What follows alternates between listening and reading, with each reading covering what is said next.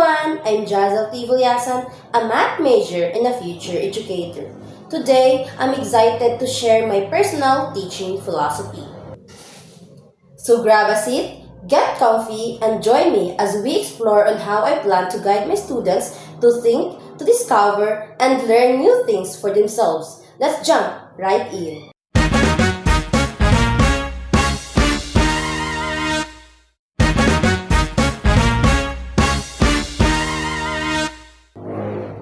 Have you ever learned something by figuring it out yourself, rather than just being told the answer?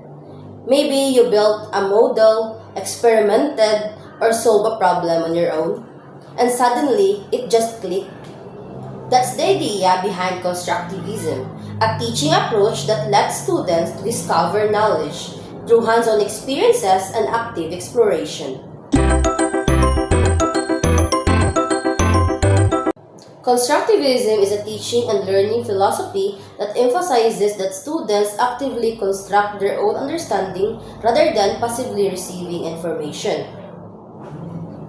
Students learn best by engaging with materials, exploring concepts, asking questions, and discovering solutions on their own. This approach emphasizes hands-on activities, real-life experiences, and problem solving, allowing learners to connect new ideas with their existing knowledge. The teacher acts as a guide or facilitator, providing support, resources, and questions that help students think critically and understand deeply. I believe by learning this way, students become independent, reflective, and active participants in their education, making knowledge more meaningful and long-lasting.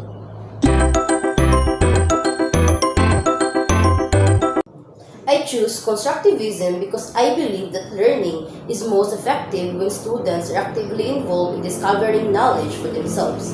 Instead of simply memorizing facts, learners can explore, experiment, and connect new ideas on what they already know, which makes learning more meaningful and memorable. As a future math teacher, I will use constructivism by encouraging my students to actively explore and build their own understanding through hands-on experiences and problem solving. For example, when teaching geometry, I will ask students to measure the dimensions of objects in the classroom and use their measurements to calculate area and perimeter. As they work in groups, compare results, and discuss different approaches, they develop a deeper understanding of geometric concepts through reasoning and collaboration rather than just memorizing formulas. I will guide their learning by asking questions and facilitating discussions, helping them connect new knowledge to what they already know and discover solutions on their own. Through this approach, they will realize that math is not just about numbers and formulas, but a meaningful tool they can use to understand and solve real-world problems.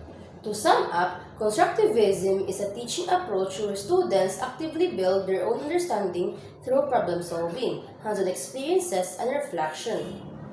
As a future math teacher, I will use this approach to help my students explore concepts, reason through problems, and see the real-world applications of math rather than just memorizing formulas, because I believe that learning is most meaningful when students discover and understand concepts for themselves rather than just memorizing formulas.